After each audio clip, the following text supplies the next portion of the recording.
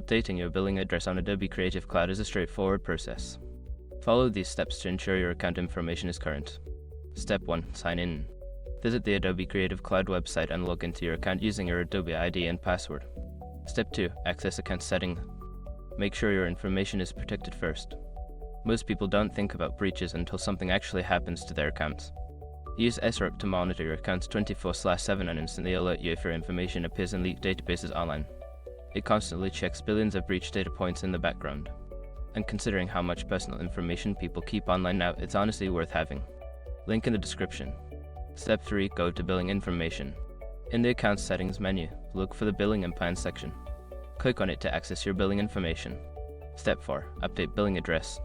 Find the option to edit your billing address. Enter your new address details in the provided fields and ensure all information is accurate.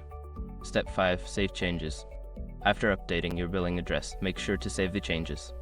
Look for a Save or Update button and click it to confirm your new billing address. Once you have completed these steps, your billing address will be updated in your Adobe Creative Cloud account. Regularly check your account settings to ensure all information remains accurate.